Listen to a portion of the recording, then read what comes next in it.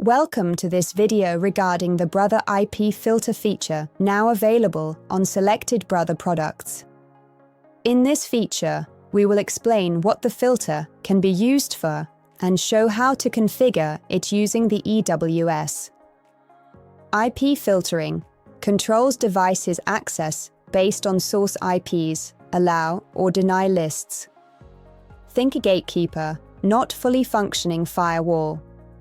A typical use could be for the following: offices, schools, or corporate networks, to help reduce exposure and misuse of printing facilities. Let's now run through what each area does. Within the device's EWS, select the Open Secure Login and enter the details. Now, using the menu on the left-hand side, navigate through the menu and select Network, Security, then Global IP Address Detection, IP Filter. Let's now look at the options in this area and explain what each section does. This wording will be different depending on the series and firmware. In this area, Global IP Address Detection. This feature detects whether incoming network packets are coming from a global IP address and acts as a warning to the user that this could potentially breach security restriction and may also create security vulnerabilities to the network. Enabled, the printer will detect and warn you via a message on the main LCD panel when a global IP is configured. Disabled, no detection or warning will be issued. With the next option in this area, Reject outside network packets from global network, let's have a look at what this does. This option appears in the IP filter, a firewall section of Brother network-capable printers. It deals with whether the printer accepts network packets that originate from outside your local network. Think of it as a simple built-in firewall rule.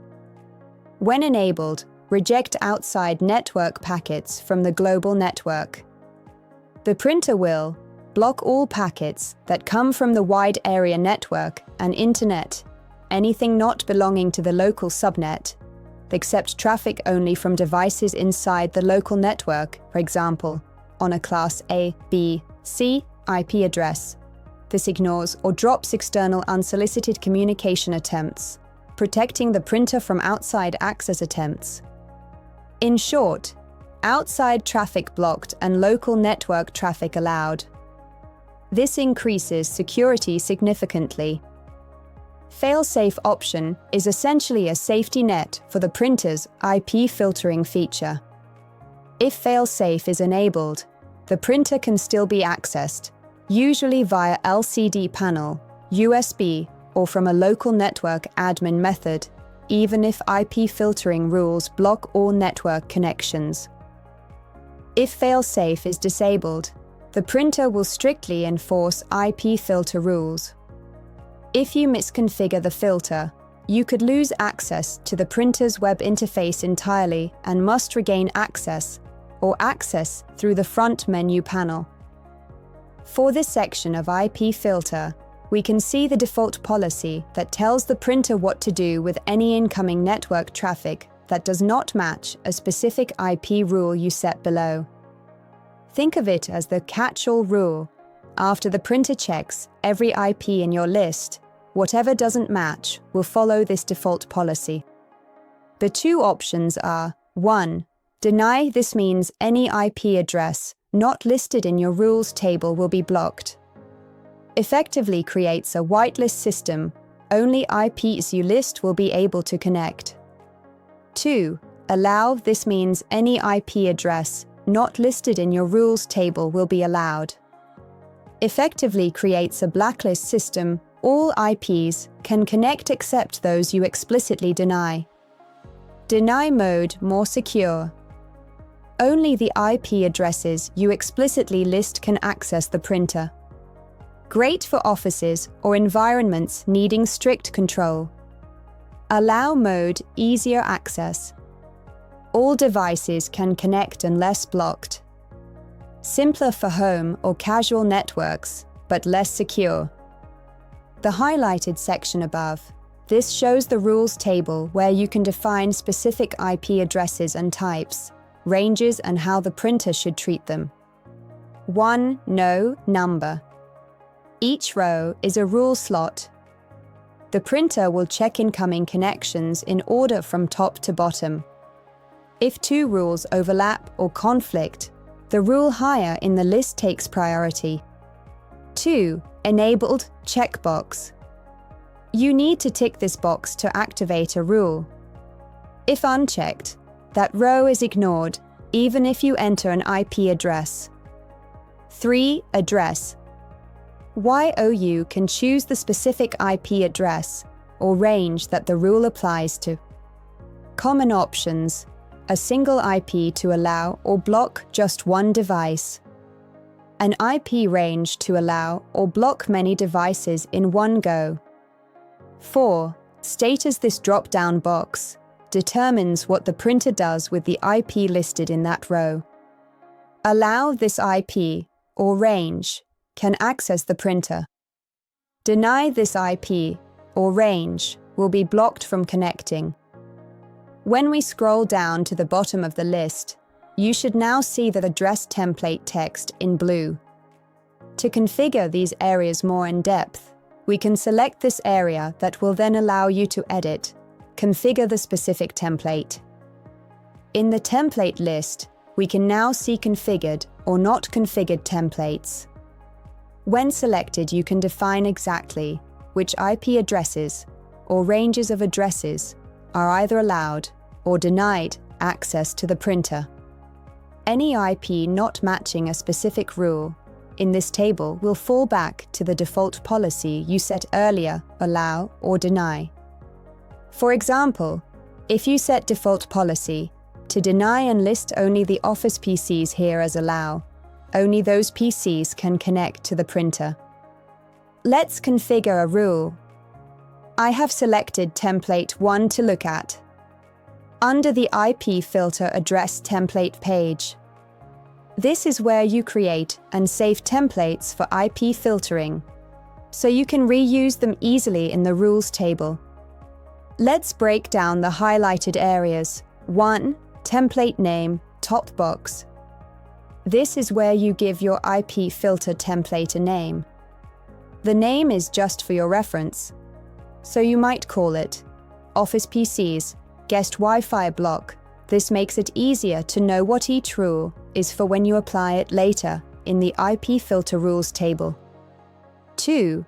Local IP address range, drop-down box. This section lets you define which local IP addresses the template applies to. You have two main choices: IP address, a single device; IP address range, a range of devices.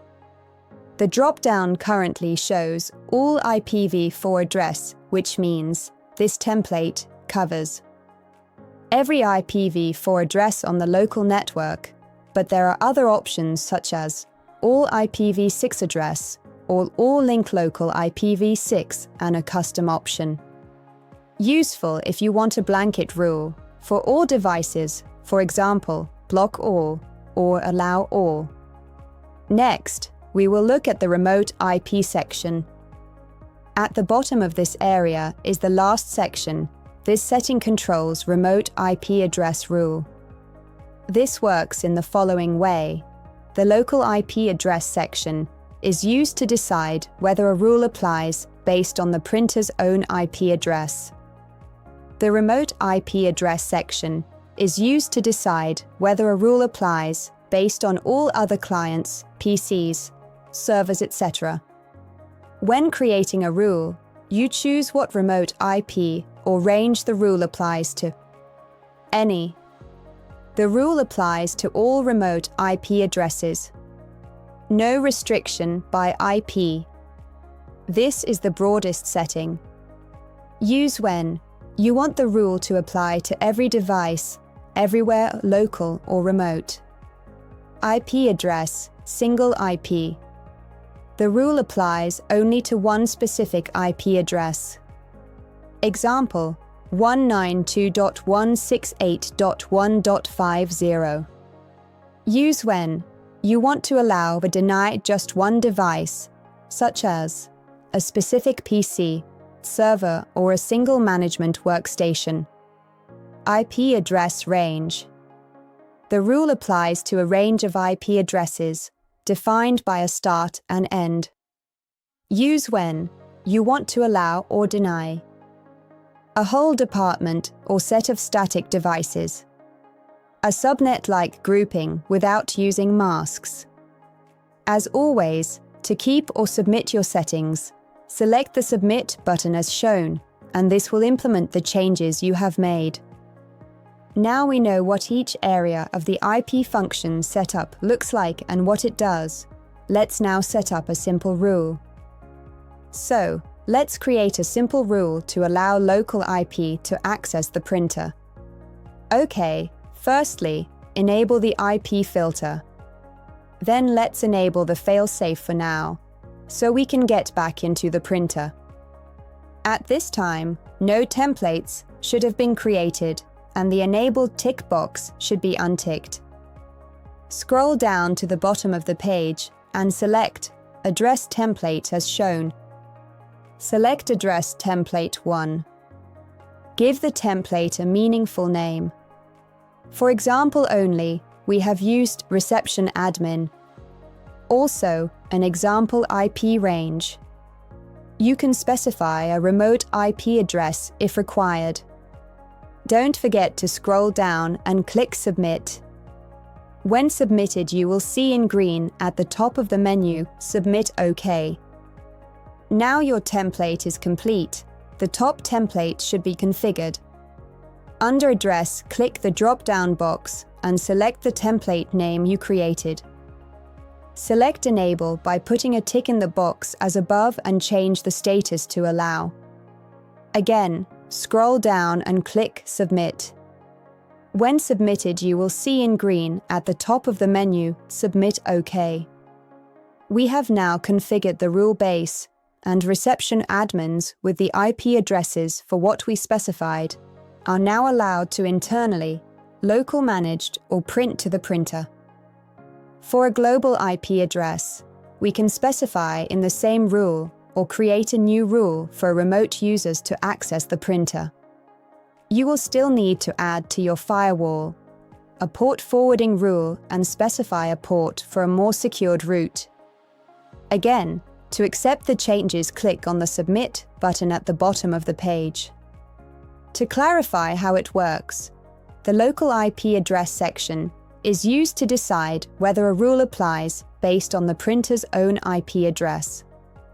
The remote IP address section is used to decide whether a rule applies based on all other clients, PCs, servers, etc. Your rule should now be set up and working. Don't forget to click Submit when changes have been made.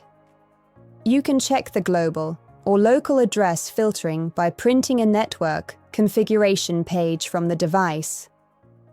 Thank you for watching. Goodbye.